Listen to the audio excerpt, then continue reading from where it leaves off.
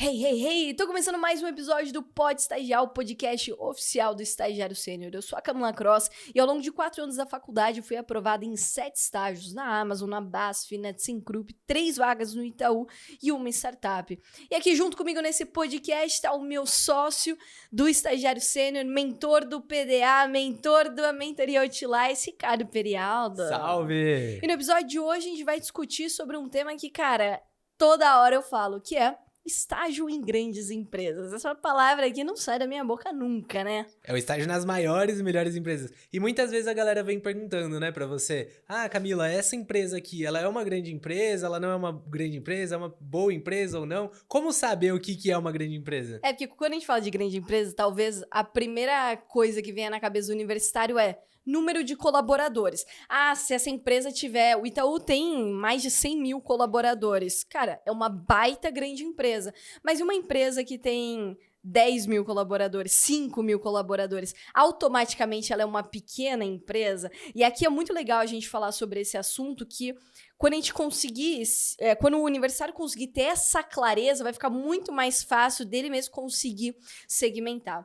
Uma grande empresa, a primeira forma de você identificar são aquelas empresas chamadas de top of mind, que são as primeiras que vêm na tua cabeça sobre qualquer segmento. Então, vamos fazer um bate-bola aqui. Segmento de alimento. Nestlé. Segmento automotivo. Volkswagen. Indústria. Indústria? Nossa, pera. É difícil. Não Aqui, vem ó, nenhuma. eu vou te dar uma dica. Base. Farmacêutica. Johnson. Empresa de bebidas. Ambev. Então, Heineken. essas são as empresas top of mind. Então, a gente falou de um segmento, já vem alguma coisa na tua cabeça. Só que... Quando você fala dessas empresas, são empresas que o consumidor final conhece, né? Porque a BASF, eu conheço a BASF muito por você ter estagiado lá e tudo mais, mas eu não conheço como consumidor final. Então, quando a gente fala Volkswagen, você vê carros da Volkswagen. Quando fala de um banco, você vê o banco, tem o contato com o banco. Mas tem muitas empresas que não têm esse contato, porque às vezes elas operam mais nos bastidores ou para um mercado mais B2B, né? Só entre outras empresas, e aí a gente acaba não conhecendo. Exato. Né? E aí essas são a outra categoria das grandes empresas que normalmente, isso daí que você tá falando, entrariam as empresas B2B, que é empresa para empresa. Então aqui a gente fala, por exemplo, de uma Amazon AWS. É a nuvem da Amazon que vende para outras empresas. Ou se a gente pega ainda nesse mundo de tecnologia, a SAP, se a gente pega a IBM, a Microsoft é muito conhecida, né? Mas também entraria nessa parte. Então, são as outras empresas muito reconhecidas no seu mercado, mesmo que o consumidor final não conheça. Só que olha que engraçado, por que eu falo que a questão do número de colaborador não necessariamente significa que aquela empresa é uma grande empresa? Quando a gente olha hoje aqui para o Brasil, no Google Brasil, recentemente o Google Brasil me chamou para comemorar os 20 anos deles aqui no Brasil. E, cara, o número de colaboradores que eles têm lá é muito baixo. Eu não me lembro exatamente. Você lembra quando eu te contei? Era menos de 10 mil, né? 5 mil. Não, acho que era coisa de 2 mil, alguma coisa assim, cara, não é? Era muito baixo. Pesquisa aí enquanto eu vou falando aqui.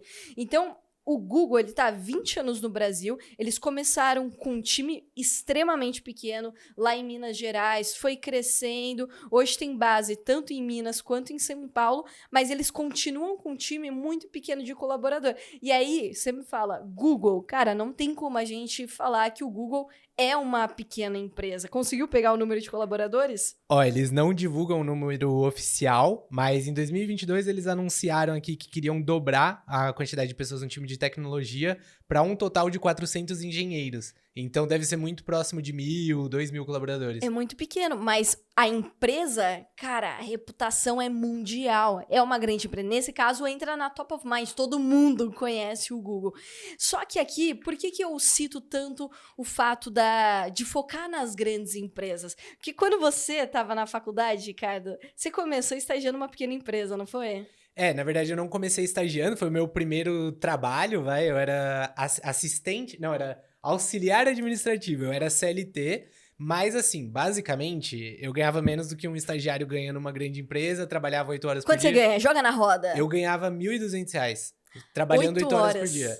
Mais, assim, R$ 15 por dia de vale-refeição, dava uns R$ 400 por mês. Pra comprar coxinha no final do dia. Dava pra comprar uma coxinha. Então, assim, se comparar com o salário de um estágio, eu tava abaixo do que era um estagiário, né? E também, numa grande empresa, claro. Mas também falando aqui da questão de responsabilidade, do que eu fazia no dia a dia, também eu estava abaixo do estagiário. Então, basicamente, assim, essa empresa era uma corretora de seguros muito pequena e eu era o auxiliar do dono da corretora. O que ele precisava, eu fazia, imprime tal coisa, cota aqui um seguro pra um Faz carro tal. um cafezinho aqui pra gente. O cafezinho eu não cheguei a fazer, mas era quase nesse nível, assim. E qual foi a diferença que você sentiu quando você mudou pro estágio no Itaú, que aí entra na grande empresa? Olha, primeiramente, assim, primeiras impressões, né? Quando eu fui pra essa pequena empresa, era literalmente uma casa, o escritório ali. Era uma casa e a gente ficava num quarto, que ficava eu, o dono da empresa e a esposa dele. E aí essa empresa ainda dividia com outras empresas. Então, na sala ficava uma outra empresa, no outro quarto uma outra empresa. E aí era esse ambiente muito pequeno, com pouquíssimas pessoas. Quando eu passei no estágio do Itaú e eu cheguei lá pela primeira vez, foi um choque. Porque eu fiz estágio não na agência do Itaú, mas na sede corporativa do Itaú. E aí, aqui em São Paulo, essa sede corporativa são 5 prédios de 12 andares cada. Tem, sei lá, quantas mil pessoas trabalhando lá. Imagino que deva ser umas 10, 20 mil pessoas trabalhando ali naquele polo administrativo do Itaú. Então, só o tamanho do local já foi muito diferente. Depois, a quantidade... eu fiquei perdido, assim. Quando eu fui pro primeiro dia de estágio, eu errei o andar. Eu não sabia qual prédio que era, sabe? Era tudo Itaú. E aí, quando eu cheguei na área, que foram me apresentar as pessoas, tinha, assim, 40 pessoas na área. Tem a galera do comercial, 20 pessoas. Galera de planejamento, 10 pessoas. Galera de produtos, 15 pessoas. Aí tem o pessoal do back-office que ficava em outro polo. Então, parecia que era um mundo muito maior. E aí, eu saí desse universo de falar com 2 pessoas no meu dia a dia pra ter contato com 40 pessoas. Isso foi uma diferença muito grande também. E o nível dos profissionais, assim, era totalmente diferente. Então, não querendo menosprezar nem nada, né? Mas o meu chefe, por exemplo, não tinha ensino superior, não era um alto nível de profissional, sabe? E aí, quando eu cheguei no Itaú, realmente eu vi a diferença do nível dos profissionais que estavam lá. Parecia que tava anos-luz à frente, sabe? E todos esses pontos que você citou, eles são muito legais, porque você citou aqui a questão do tamanho da empresa física. Então, eram 5 prédios, mais de 20 pessoas, até me perdi lá. Essa é uma grande diferença quando a gente fala das grandes empresas para uma pequena empresa. O ambiente físico, ele muda completamente. Só se a gente...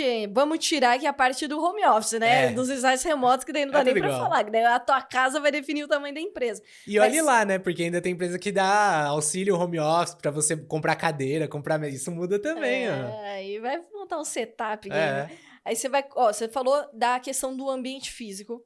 Você falou do nível dos profissionais. E quando a gente vai entrando mais a fundo, as diferenças são gigantescas. Gigantescas. Eu também...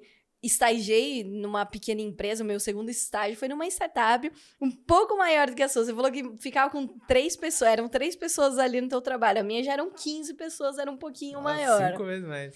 E fez conta rápida, hein? Gostei de ver. Só que aqui, o que eu percebi também? Tudo muito semelhante ao que você falou.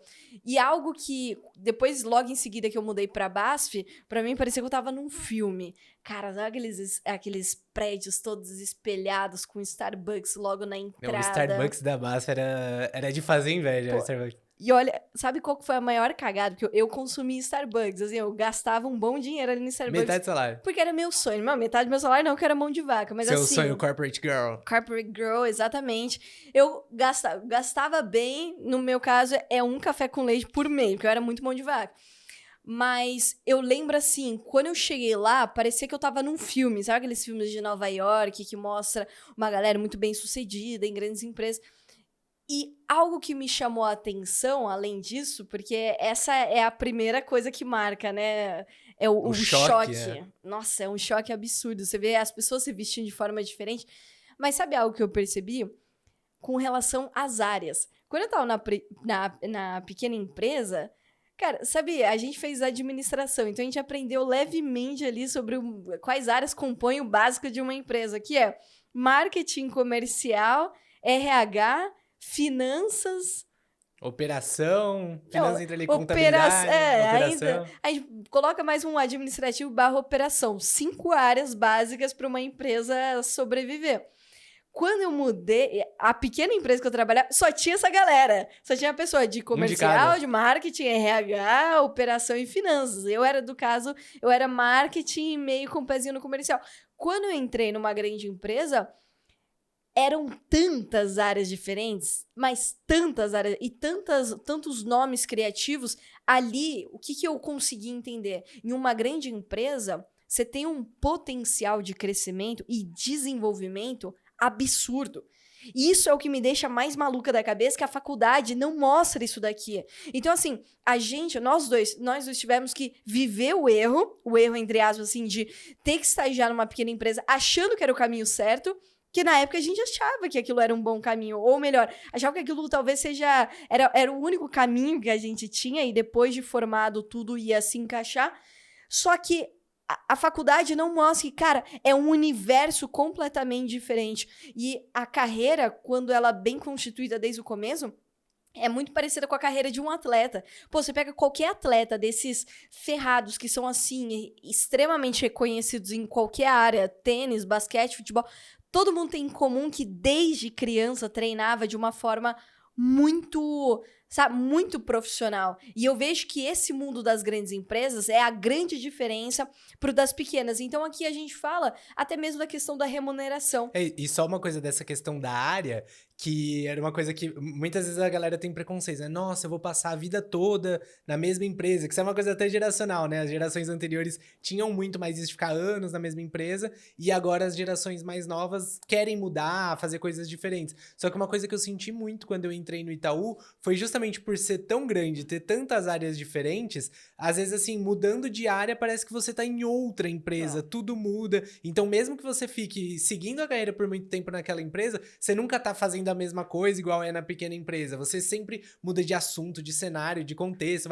Quando eu estagiei no Itaú, eu trabalhava com cartões de crédito corporativo para grandes empresas, na área de produtos. E você trabalhava no marketing, que era totalmente diferente. O seu marketing era para os clientes finais. Você até fez aquele projeto do iPhone para sempre e tal. Eu tava só com o pezinho, não Tava peguei junto, muito tava ali, junto. não. Mas assim, são temas muito diferentes dentro do mesmo lugar, sabe? Então você não enjoa de estar ali. Você pode experimentar coisas diferentes mesmo na empresa que você tá. Não, isso é muito real. E isso, você conversa com qualquer pessoa de uma grande empresa que tá há anos ali, a pessoa sempre brinca. Não, eu tô há anos, mas parece que eu entrei ontem, porque eu mudei de área. Ou às vezes a própria empresa muda de cultura. Então, quando a empresa muda de cultura, eu adiciono um novo pilar, até mesmo falando do Itaú esse ano, 2025, eles adicionaram um novo pilar da cultura.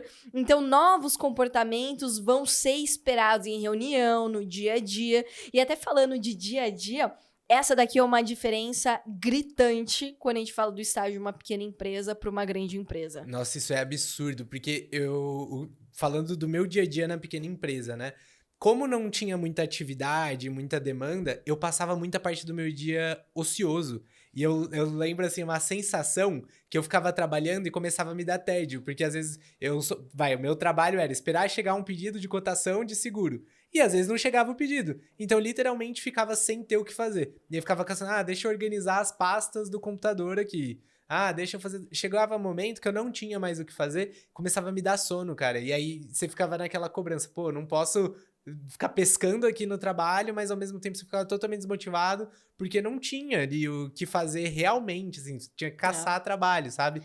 Eu lembro a minha grande cagada, sabe quando você lembra na memória da cena e dá aquela vergonha alheia? Quando eu tava no meu primeiro estágio, que também era uma pequena empresa, e ali eu tava sem fazer nada, já tinha cumprido tudo que tinham me mandado. Eu falei, quer saber? Estágio é pra aprender. Logo, vou estudar pra faculdade. Peguei meu livro, como se não... Assim, como se fosse a coisa mais normal do mundo e comecei a estudar. Quando minha gestora entrou na sala, eu lembro, assim, da cara dela. Sabe quando ela deve ter ficado sem palavras? Tipo, cara, o que essa menina tá fazendo? Não é possível que eu contratei ela. É foda, Não, é foda. E aí, se você compara depois a rotina, quando você tá na grande empresa, não tinha isso. parecia que faltava horas no dia, assim, era tanto projeto, tanta coisa, reunião que você estava fazendo, projeto estava envolvido com alguma pessoa, até o volume de atividades para fazer, projetos mais relevantes. Então, depois que mudei para o Itaú e aí começou a engrenar ali as minhas atividades, parecia que faltava horas no dia para fazer. Então, você tinha o tempo todo, assim, de trabalho, realmente, você entrava num flow de trabalho, você fazia coisas relevantes, então isso mudava muito também. E até pode ser que tenha algum estagiário que tá ouvindo isso aqui e fala, pô, eu tô numa grande empresa, mas eu não tenho tantas atividades. Só que o grande ponto é que uma grande empresa, cara, é tanta coisa acontecendo que você só fica sem atividade se você quiser. Essa é a grande coisa. Que até na mentoria Utilize, que é a nossa mentoria de aceleração de carreira, a gente fala muito disso. Pô, se você tá sem atividade, amigão, cola no analista. A analista deve estar ferrada, deve estar com atividade até aqui em cima. O teu objetivo é pegar o máximo de coisa para executar. E aqui, quando a gente fala também de uma grande empresa, a questão da remuneração. Quando você saiu do seu trabalho aí como assistente auxiliar ganhando salário mínimo de 1.200, foi pro Itaú, dobrou. Na época era 2.300, né? Agora tá 2.400, mais 1.000 e pouco de VR, de VA. Então, assim, cara, a grande empresa, além de tudo isso que a gente falou, além de você estar rodeado dos melhores profissionais, porque tem que ser muito racional, gente. É questão, assim, de lógica. Onde estão os melhores profissionais do mercado? Eles não estão na pequena empresa, trabalhando ali numa sala com outras 2 pessoas. Não, os melhores profissionais estão nas melhores empresas. Por quê? Porque as melhores empresas dão os melhores benefícios, sejam diretos ou indiretos. Então, direto seria o quê? Salário. Seria um VR. Até a média salarial de estagiário de grandes empresas, pegando aqui os nossos alunos, a média salarial é de R$ 2.425, mais 1.065 de benefício. 1.065 de benefício.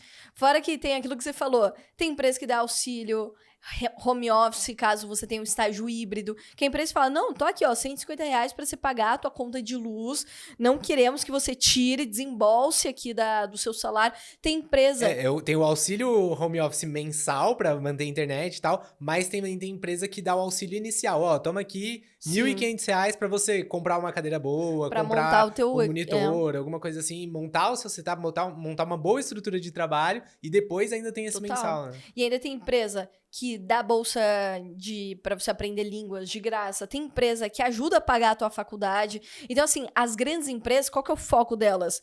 Vamos comprar muito universitário na planta. Igual eu brinco com o Ricardo. Você me comprou na planta, né? Vai casar comigo, comprou na planta. Que na época não tinha nada. Tava ali. Então, essa é a cabeça, literalmente, da empresa. Vamos comprar universitário na planta, que eu tô vendo potencial. E nós vamos ali modelar, vamos ensinar, vamos rodear ele dos nossos profissionais, das nossas metodologias, das nossas ferramentas, e, cara, essa pessoa vai explodir. E a grande notícia é que a gente comprou ele bem baratinho, e agora ele é um baita profissional. Essa é a cabeça das grandes empresas. E as pequenas é o quê? Mão de obra barata. Infelizmente, porque as pequenas empresas não têm recurso para atrair gente, porque benefício é o que atrai qualquer um. Porque benefício, os diretos, que é o que eu falei, os indiretos é o quê? Benefício indireto é reputação, é desenvolvimento. Então, imagina assim, vamos falar de outra empresa para não ficar falando do Itaú, né? A gente não é nem patrocinado aqui pelo Itaú e estamos só falando dele. Mas fala aí outra empresa. Tic-tac, tic-tac. Vivo. Que delay. Vamos falar da Vivo. Vivo, maior de telecomunicação. Pô, vamos imaginar que você vamos falar um curso muito próximo à empresa. Vamos falar de engenharia elétrica. Pô, quem cursa engenharia elétrica aprende, foca muito nessa parte de telecomunicações. Falo isso porque a gente tem um aluno do PDA que me contou exatamente essa história.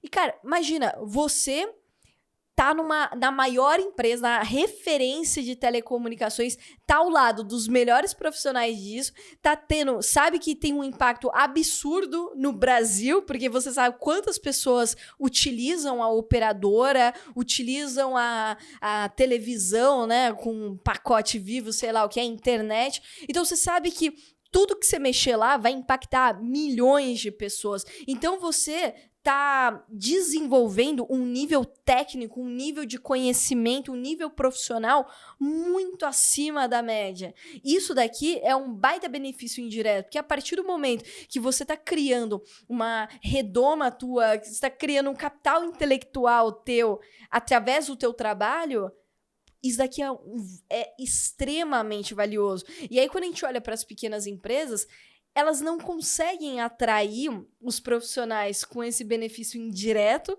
porque, pô, uma pequena empresa, ela é a mesma coisa que uma grande empresa, só que numa categoria bem menor, com recursos extremamente limitados. Logo, elas também não conseguem atrair a galera muito boa através do benefício direto, que é salário. Então, ela sempre está perdendo para a grande empresa, em todos os sentidos. E quando o universitário não percebe isso, ele cai numa grande cilada que é: tanto faz o estágio que eu vou fazer. Porque você tinha essa cabeça, não tinha de...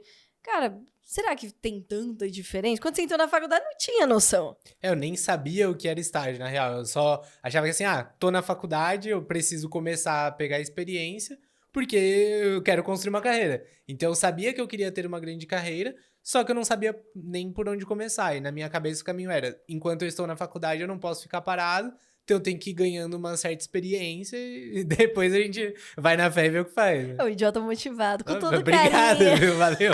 É o idiota motivado, é o quê? É a pessoa que tem um bom coração, tem boas intenções. Igual você falou, eu não posso ficar parado na faculdade, eu preciso estar em movimento. E o idiota motivado pensa exatamente assim. Só que por que ele é um idiota motivado? Ele corre muito rápido, ele soa, ele vai, ele dá tudo de si, só que ele tá correndo na direção errada. E quando ele perceber que é a direção errada, ele vai ter que correr o dobro. E por que essa daqui é a direção errada? Por que seguir esse caminho que você comentou é ser um idiota motivado? Porque a cabeça do universitário é muito baseada, e aí eu falo por mim, mas acredito que grande parte vai ter essa referência. A gente cresce desde a escola ouvindo que a faculdade vai mudar a vida e que se você estudar muito, depois você vai conseguir um bom emprego. Então eu lembro como se fosse ontem que eu tava em dúvida com relação a qual faculdade escolher na época. Por isso que eu fiz administração. Eu tava na dúvida de administração, economia e, se eu não me engano, psicologia. Eu li a primeira coisa, eu já ignorei. Tudo a ver, né? E quando eu comecei a pesquisar administração e economia, qual que foi os grandes pontos que começou a me chamar a atenção? Eu procurava, assim, quanto que um profissional de administração ganha. Mercenária. Quanto que um profissional de economia ganha. E todos os sites mostravam, assim, a média salarial de um formado naquele curso. E aí falava coisa assim de 15 mil reais, 20 mil reais, 10 mil reais.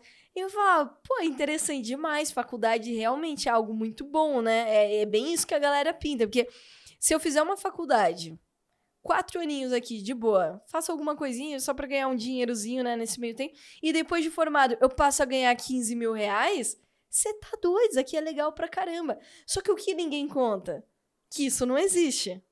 Pelo menos não é o padrão. E pior ainda, quando você toma as decisões todas cagadas de carreira durante a faculdade, achando que, magicamente, depois de formado, o fato de você ter um diploma, as grandes empresas vão implorar para você entrar e ainda vão te dar um baita salário, mesmo você não tendo feito nada de relevante na faculdade, é a coisa mais alucinada que existe na cabeça dos universitários. E quando eu percebi isso, eu falei, peraí. Qual que é a única coisa que eu tenho em comum com os meus concorrentes? Faculdade. Pode ser do mesmo curso, pode ser de outro, mas tá todo mundo no mesmo barco, de certa forma. Então tá todo mundo na faculdade.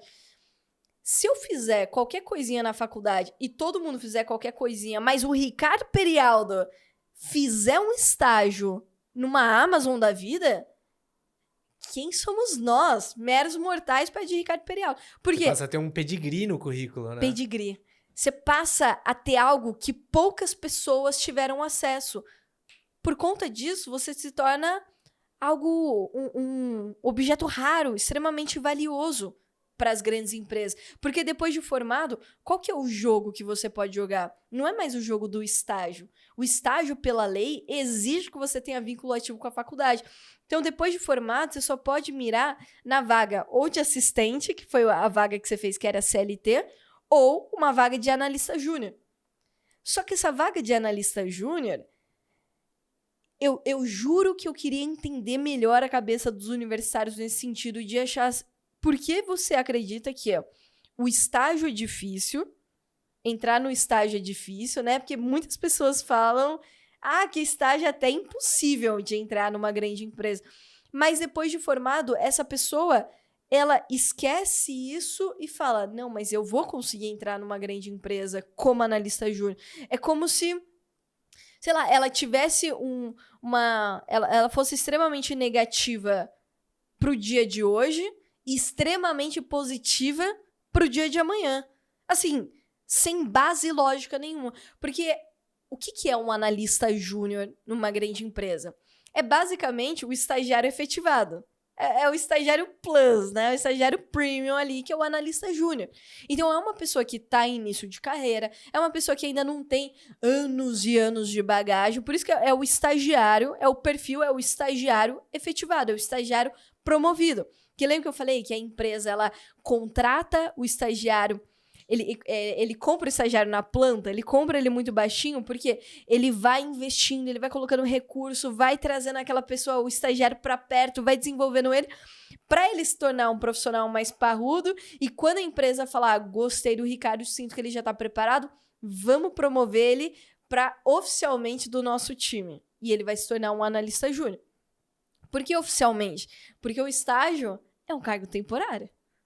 Segundo a lei, você só pode ficar 2 anos no estágio de uma única empresa. Então, é um cargo temporário. Porque se você não se provar no tempo, a ponto deles entenderem que você já está apto para se tornar um analista júnior, tchau. Segue tua vida. Se tua faculdade acabou e você vai se formar desempregado, tanto faz, ema, cada um por si no mercado de trabalho. Então, essa vaga de analista júnior, quem vão ser os concorrentes?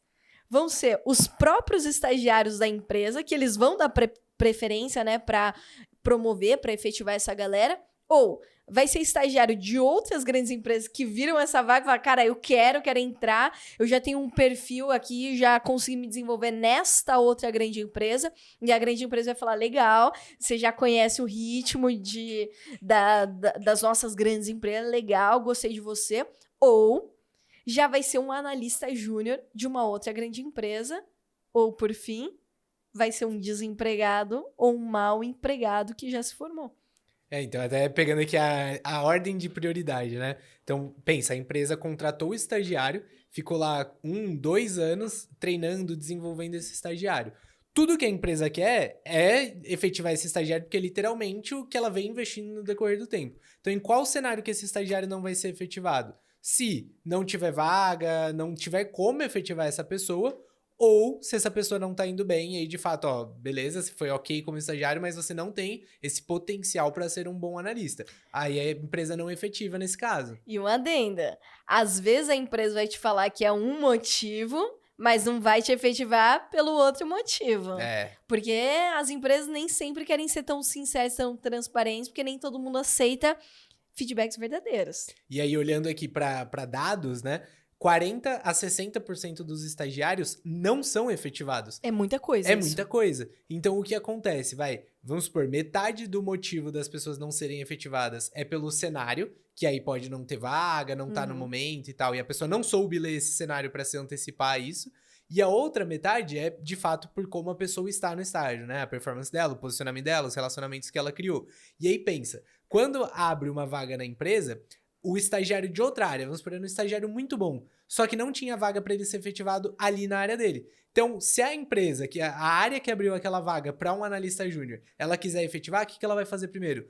Deixa eu ver aqui os meus estagiários, se eu posso efetivar os meus estagiários. Eles estão indo bem? Então, beleza, vou efetivar. Não estão indo bem, não estão preparados para ser efetivado. Tá, então vou abrir para o estagiário da outra área. Tem algum estagiário de outra área que pode ser efetivado aqui? Tem, beleza, preencheu a vaga. Não tem.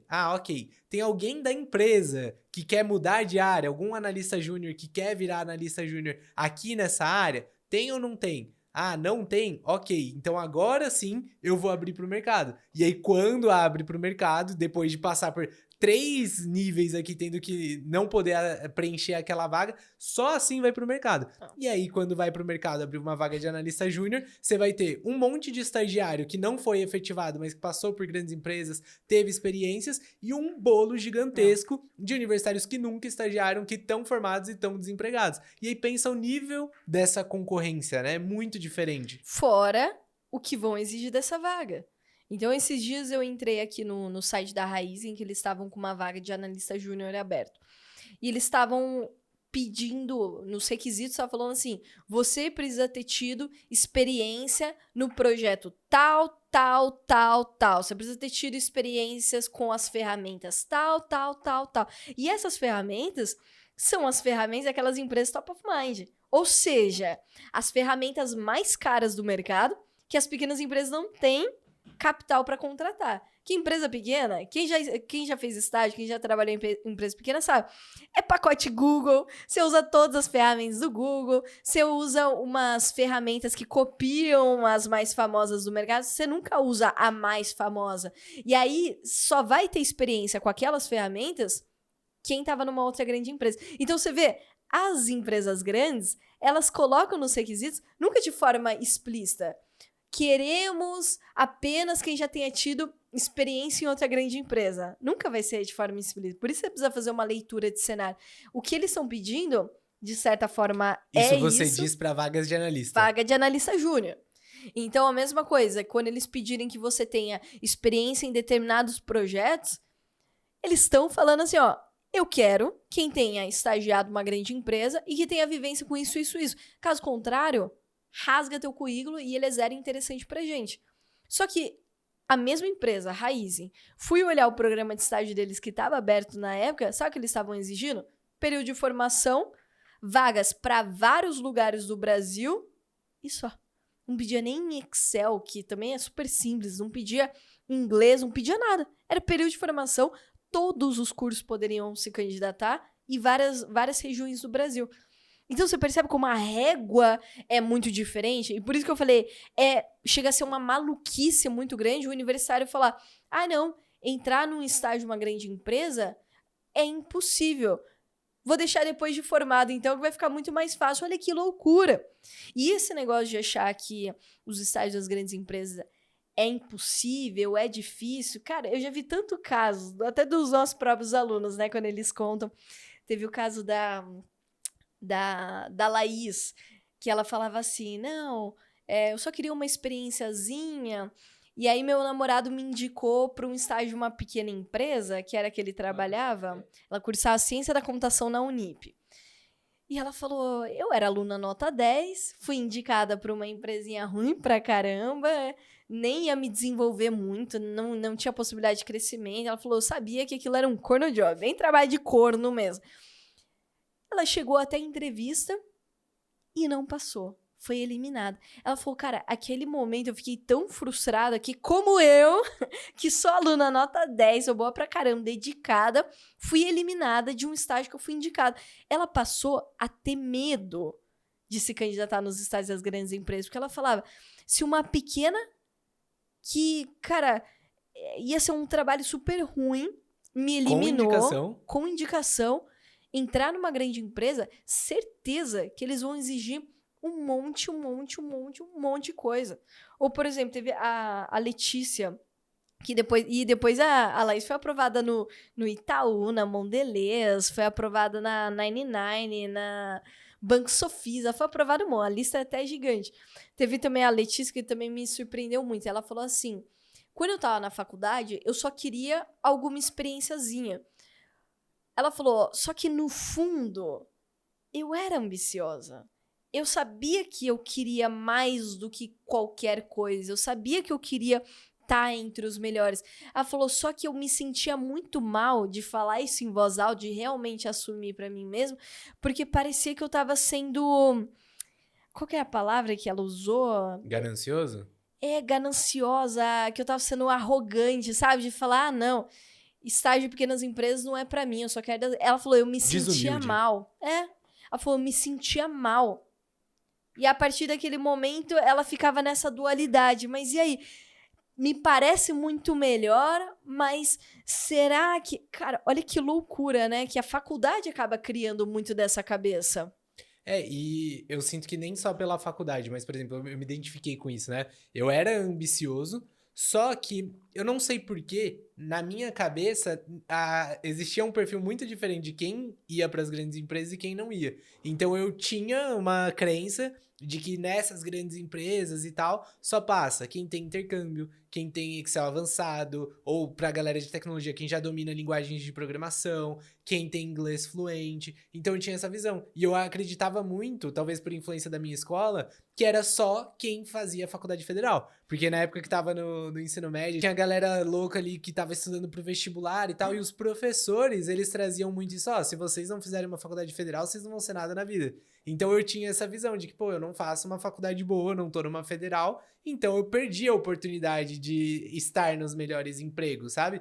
Então eu não sei por quê, apesar de eu querer muito, eu achava que eu tinha essas limitações por não ter essas coisas. Só que pra mim o que pegou muito foi, tá, beleza, se eu não tenho nada disso, e aí? Caguei minha carreira pro resto da vida por causa disso? Ou não? Tem como eu seguir a partir daqui? E aí foi quando eu comecei a despertar para as grandes empresas. Só que olha só que engraçado, né? Eu falei, não, então eu vou me candidatar para as grandes empresas, mesmo achando que eu não tenho perfil, porque vai que alguém me chama, vai que dá certo, vai que acontece algum milagre. E eu comecei a me candidatar de fato. E aí teve uma vez que eu fui chamado para um processo seletivo de uma empresa, só que eu morava no Grande ABC na época, era lá em São Paulo, ia dar 1h30 de deslocamento e tal, e eu fui chamado para esse processo no meu horário de trabalho, lá na corretora, e era no Itaú. E quando eu fui chamado para lá e eu vi que o Itaú pagava 2.000 e poucos reais, eu ganhava 1.200, ia ter benefícios, não tinha praticamente nada, falei, cara, eu não vou passar no estágio do Itaú. Porque eles só vão querer esse perfil das melhores faculdades, a galera já tem experiência, eu só tô trabalhando aqui nessa corretora 6 meses, 5 meses, não tenho nada de experiência profissional. Então, eu não queria ir pro processo porque eu achava que ia ser perda de tempo. Falei, cara, eu não vou passar. Aí eu vou me indispor aqui com o meu chefe. Que desculpa que eu vou dar pra faltar no trabalho pra poder ir fazer um processo seletivo. Aí eu vou gastar pra ir lá. Eu imprimir meu currículo. Vou gastar pra imprimir meu currículo. Vou gastar com deslocamento até lá. Vai me dar fome, vou parar pra comer alguma coisa. Vou perder horas aqui, a manhã inteira. E tem a faculdade à noite. Tem a faculdade à noite. Vou perder a manhã inteira pra ir lá, pra não passar.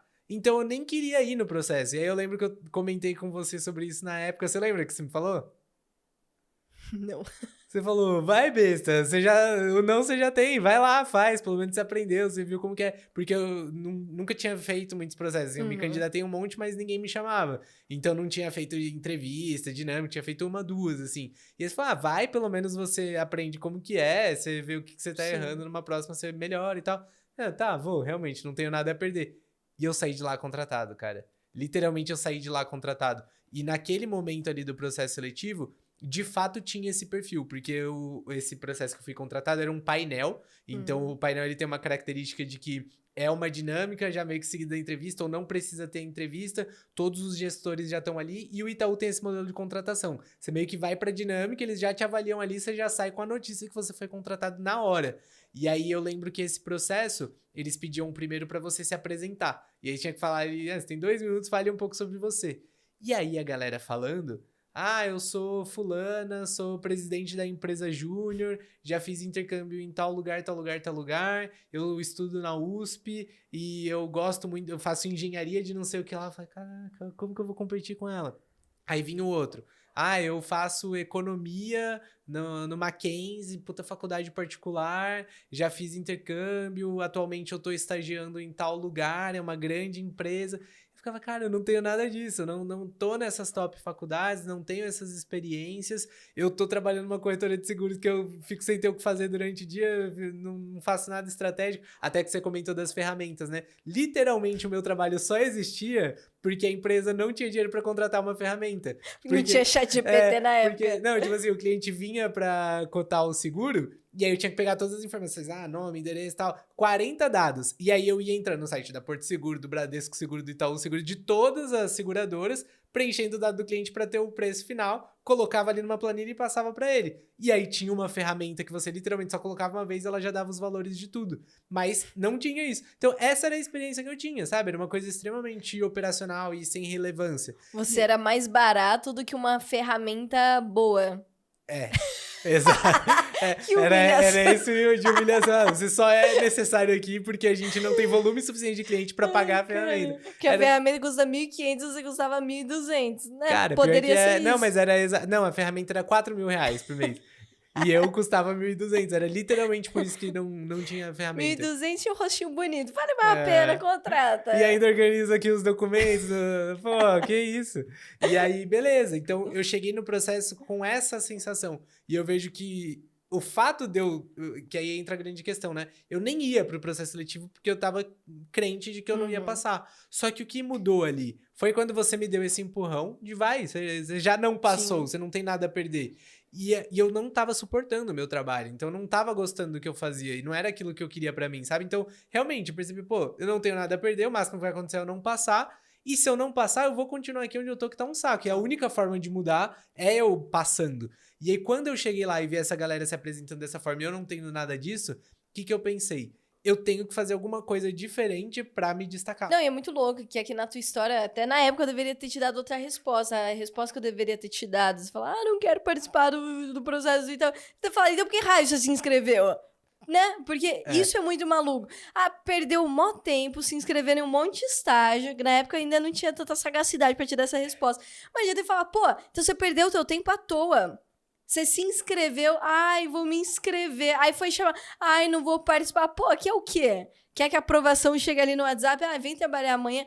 Que, cara, é muito louco essa questão de quando você entende realmente o mundo das grandes empresas, você começa a olhar para o mundo de outra forma. Porque, assim, se a gente olha hoje para as grandes empresas, aqui no Brasil, elas têm um peso de responsabilidade muito grande, muito grande. E as empresas, elas pensam assim, teve até muito daquela onda da diversidade, né, de uns anos para cá, das empresas pensaram, pô, a gente precisa diversificar mais o nosso time de colaboradores, quem está na liderança, quem está tomando decisão, porque senão a gente sempre vai ficar trazendo o mesmo padrãozinho, e já tinham várias pesquisas na época mostrando que quem pensa diferente, quem tem história diferente, quem tem bagagem diferente, quem é diferente, consegue trazer muitas novas visões e, consequentemente, traz mais resultado para a empresa. Só que é impossível você mudar uma empresa do dia para a noite, porque aquilo, o estagiário ele foi comprado ali na planta, muito baratinho, e eles vão treinar aquela pessoa. Agora, o restante ali da galera que tá na empresa, analista, coordenador, quem tem cargo de liderança, essa pessoa o tempo inteiro também tá sendo preparada para dar um próximo passo, para subir, para ser promovido, para constituir a empresa. A empresa quer manter o seu time ali muito engajado, muito, sabe, com vontade de fazer acontecer, porque estão entregando muito resultado para a empresa. Só que daí, se aquela empresa quiser mudar a alta liderança, ela não consegue. Por quê? Esse tempo inteiro, ela criou uma esteira de colaboradores com determinado tipo. Então, eles pensaram, vamos comprar uma nova galerinha na planta de um jeito diferente, várias pessoas diferentes, e a gente treina essa galera diferente. Então, perfil diferente, bagagem diferente, idade, curso diferente, habilidades diferentes, a gente treina com a nossa cultura, do nosso jeito. Essa galera vai se desenvolvendo, vai crescendo, até que um dia na liderança a gente vai ter um leque muito diferente. Então, beleza, as empresas falaram, vamos focar nos programas de estágio, vamos focar nos estágios em trazer muita gente boa para cá. Só que antigamente, o gente muito boa era exatamente esse estereótipo que você falou. Faculdade pública, você saber inglês, você ter acesso a conhecimento de ferramentas, porque na época, antigamente, quem tinha conhecimento dessas ferramentas? Quem tinha computador, quem tinha dinheiro para pagar curso, porque não tinha esses cursos assim no YouTube, de qualquer, um monte de inteligência artificial te ensinando, não tinha. Então, você precisava pagar alguém realmente para te ensinar as ferramentas Excel, Power BI, SQL e por aí vai. Então, intercâmbio era um belo de um filtro. Todos os privilégios ali. Era o que eles consideravam uma boa pessoa para ser candidata ali a estagiário. Só que daí eles perceberam que precisava de uma galera diferente e é muita sacanagem você eliminar essa galera que não teve privilégio algum, porque tem muita gente boa, com muito potencial, que só falta ali um lugar certo para se desenvolver. E aí as empresas falaram, e se a gente tiver esse papel de abrir mais o leque, só que quando essa pessoa entrar aqui dentro, ela vai ter uma régua de desenvolvimento acelerada, a gente vai cobrar bastante, mas a gente vai dar as ferramentas para possibilitar que a gente cobre esses resultados. E o que as empresas fizeram? Tiraram um monte de filtro.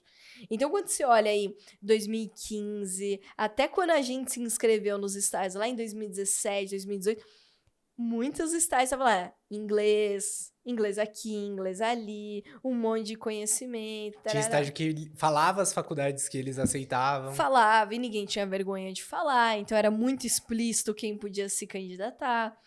E ninguém reclamava, todo mundo meio que só aceitava, esse é o padrão e beleza. Só que daí as empresas mudaram. Então, igual o exemplo da Raizen, que eu falei aqui, pô, a Raizen aceitou todos os cursos, só colocou um período de formação. Tem empresa que prefere quem tá no final, na metade. Tem empresa que fala, cara, estando na faculdade, cai pra dentro, que isso aqui é o meu preferido, que eu sempre indico. Entrou na faculdade, vai fazer estágio que você ganha mais, literalmente.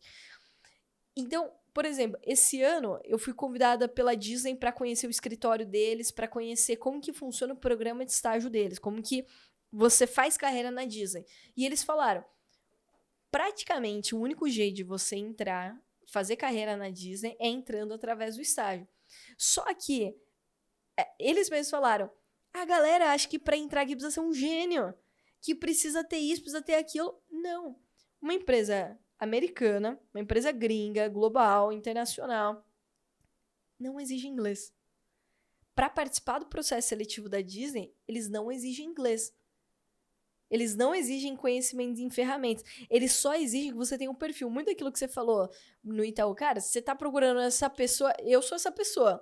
Você tá procurando faculdade pública, eu não sou essa pessoa. Você vai ter que escolher outro. Então, escolhe aí, define o que você quer. É perfil? Porque faculdade, cara, não vai mudar na vida de ninguém no final. Tanto que todos os meus gestores... Se bobear, eu não sabia a faculdade de ninguém, porque não importa mais a carreira. E a grande questão é que essa parte técnica, primeiro, que você consegue ensinar a outra pessoa, você consegue ensinar ela a mexer numa ferramenta, num software, conhecer sobre determinada metodologia e tal, isso você consegue ensinar. Agora, você não consegue ensinar a pessoa a ter garra, Não. a querer crescer, a ter força de vontade, a ir atrás. Isso você não consegue ensinar. Não. Acho que esse é o primeiro ponto. O segundo é o quanto que as faculdades de fato hoje conseguem formar o profissional. Porque até se você pegasse, até olhando nossa rotina hoje aqui no escritório, grande parte do que a gente faz hoje, a gente utiliza IA para muitas coisas, para fazer análise, para otimizar tempo, para fazer tarefa operacional, para o próprio time usar, muita coisa usa IA. Só que se você olhasse há 2 anos, não tinha isso no dia a dia como tem hoje. E as faculdades têm dificuldade de formar esse profissional. E aqui eu dei o exemplo da IA, não pela IA em si, mas pelo tempo de implementação e utilização dessa ferramenta e a velocidade do mercado versus a velocidade da faculdade. Então, por exemplo, quando eu estagiei no Itaú, a área que eu estava chamava produtos. Não existe uma faculdade de produtos. A área de produtos, ela cria produto, mas ao mesmo tempo que ela cria os produtos, ela faz ele funcionar. Então, a área que eu tava tinha relação com marketing, com tecnologia, com jurídico, com comercial, com operações, uma série de coisas. Não aprendi isso na faculdade. A gente literalmente não aprende. Não existe um curso disso na faculdade. Então, 90% das coisas que eu fazia no estágio, eu não tinha aprendido na faculdade. Então, basicamente no estágio, a maior parte do que você vai fazer na carreira como um todo, você não vai aprender na faculdade. Se você aprender, você vai aprender num nível muito superficial e você vai precisar de muito mais profundidade no dia a dia de estágio. Ou então, na faculdade, você vai aprender uma visão meio estratégica, só que quando você estiver no estágio, você vai aprofundar aquilo no nível mais operacional, mais tático, que você não vai saber aplicar o que você aprendeu na faculdade. Total. Então, as empresas percebendo isso, hoje em dia já não faz mais diferença. Antes, talvez, a faculdade conseguisse entregar aos profissionais o mesmo ritmo que o mercado precisava. Hoje, não consegue. E eles viram, não faz sentido, literalmente, a gente cobrar isso, sendo que a pessoa vai entrar aqui da melhor faculdade, a gente vai ter que ensinar, e da pior faculdade, a gente vai ter que ensinar. Só que o que a gente não consegue ensinar é justamente esse perfil, essa vontade. E aí, elas contratam por isso. E mais do que isso, aqui, voltando aqui pro programa de estágio da Disney, eles não exigem o inglês. Só que é o que eu falei, eles querem perfil. Qual que é o perfil deles? Um perfil criativo, um perfil colaborativo, alguém que quer fazer acontecer. Então, quando você entrar no estágio, eles vão te dar uma bolsa de inglês. uma bolsa de espanhol. Porque, como eu falei, é uma empresa internacional. Então, dia a dia tem reunião em inglês, tem e-mail em inglês, tem várias coisas, os próprios filmes da Disney, tem muita coisa em inglês. Então, assim, eles não vão exigir na contratação. Mas se você chegar lá, eles estão pagando, eles estão investindo num curso de inglês pra você. E aí você fica, mas é muito difícil, eu não sei, eu não vou fazer isso. Cara, você tá fora. Você tá literalmente fora. Que igual você falou, a parte técnica é ensinável. E pra empresa é muito barato contratar um estagiário que não sabe mais com o perfil certo e ele vai lá, paga curso, te deixa um período do estágio aprendendo na plataforma de ensino da própria empresa.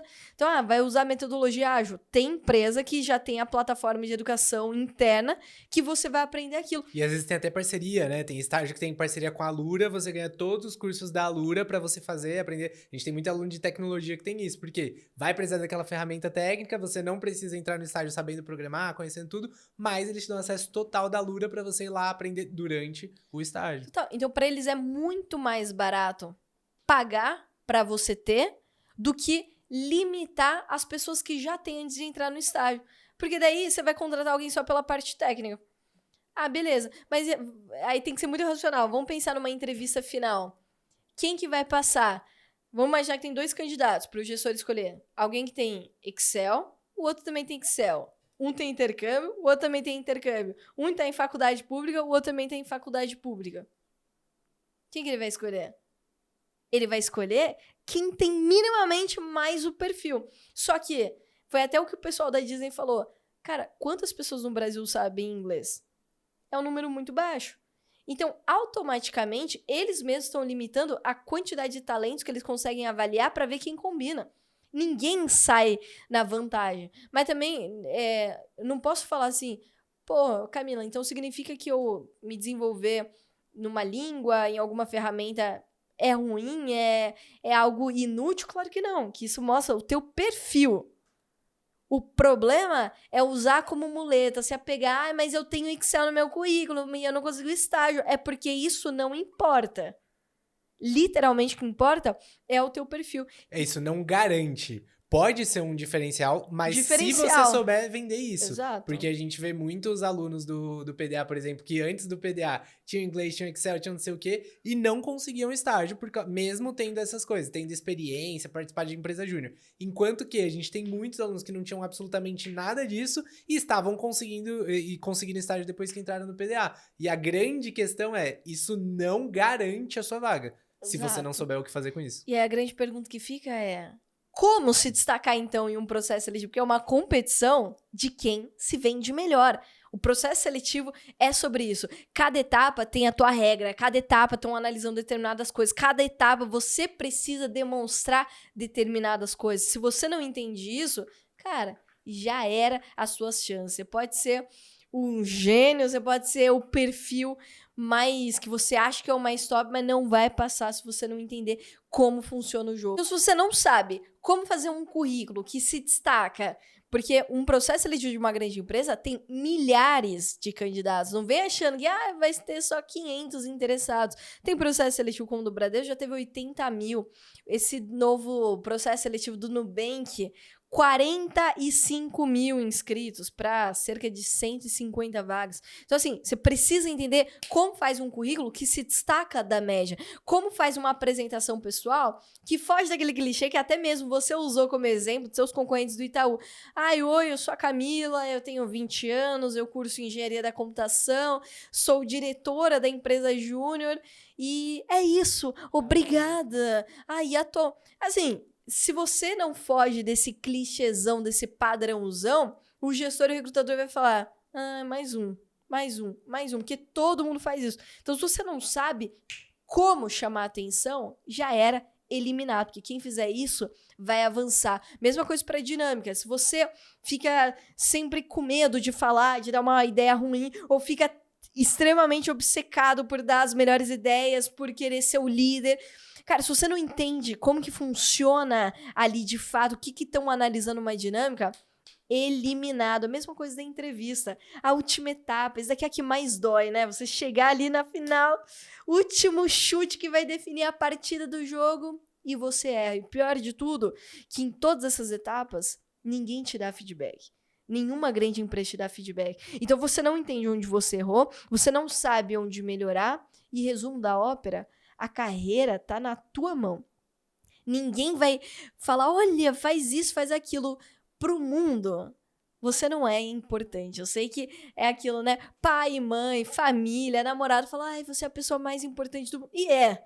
Mas pro mundo, ninguém nem sabe que você existe. Então ninguém vai pegar na sua mãozinha e falar, ai, vem, deixa eu te dar um abraço, eu sei que foi difícil. Não, cara, você foi eliminado e ponto. Segue tua vida, faz o que você quiser. E aí tá a grande vantagem. Se você tá realmente com vontade de fazer isso acontecer, entrar nos estágios das grandes empresas, existem caminhos que vão te ajudar com isso. E esse caminho se chama o quê? Estagiário Sênior. Inclusive, todos os dias eu produzo conteúdo lá no meu Instagram, @CamilaCross. Cara, não perde tempo. Depois sai daqui, me segue lá no Instagram.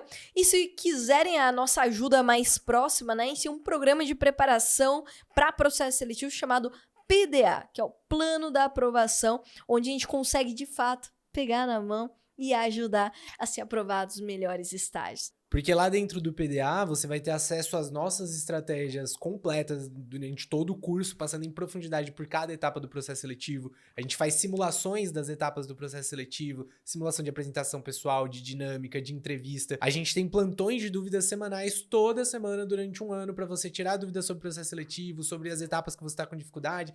Como que eu respondo tal coisa na entrevista? Isso daqui no meu currículo tá bom, não tá? Aconteceu tal situação na dinâmica, como que eu poderia me comportar? Então você tem todo o direcionamento, fora que você vai estar numa comunidade de alunos que estão passando pelo mesmo momento que você, com as mesmas dificuldades, e alunos que já foram aprovados nas empresas que você quer entrar para te ajudar, te contar como foi o processo seletivo, te falar o que caiu na dinâmica, o que perguntaram na entrevista. Então isso daqui muda muito as suas chances de aprovação, porque é uma coisa que eu acho muito engraçada. Muita gente fala que acredita, na verdade, que para você conseguir estágio é chances. Então, se eu me candidatar aqui, por exemplo, nesse do Bradesco, são 59 mil candidatos para 500 vagas. Isso daqui dá 0,5% de pessoas aprovadas. Então, a pessoa acha que ela tem 0,5% de chance de passar no estágio do Bradesco. Essa é a cabeça da pessoa. Aí, às vezes, vê uma quantidade grande de pessoas se inscrevendo. Nossa, é quase impossível passar, porque eu vou ter 0,5% de chance de ser um dos contratados.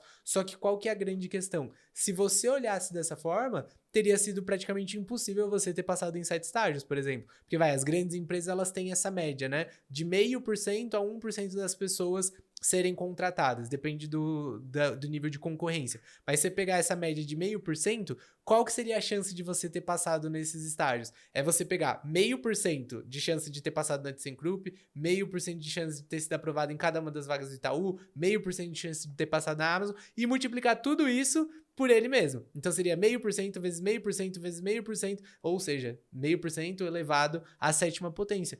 Isso daqui daria um número bizarramente grande. A gente já fez esse cálculo, dá 13 casas após a vírgula. Então, seria estatisticamente impossível você ter passado em todos esses estágios. A gente fez o cálculo, seria mais fácil você ganhar na loteria, seria mais fácil isso acontecer do que você passar nesse tanto de estágio. Então, seria impossível você ter passado? Não. Por quê? Por um único fator. Não é 0,5% de chance que você tem. Quando você está preparado, as suas chances aumentam muito mais. Então é como se você entrasse em cada processo seletivo tendo 50% de chance de ser aprovado, ao invés de 0,5%, de 1%. Então a preparação, ela distorce a sua chance de aprovação. E é isso que a gente faz no PDA. E se você curtiu o PDA, talvez nesse momento a gente não esteja com nenhuma turma aberta, então já clica aqui na descrição que a gente deixou o link da lista de espera para você entender melhor e também para a gente poder te avisar quando a gente for abrir uma nova turma.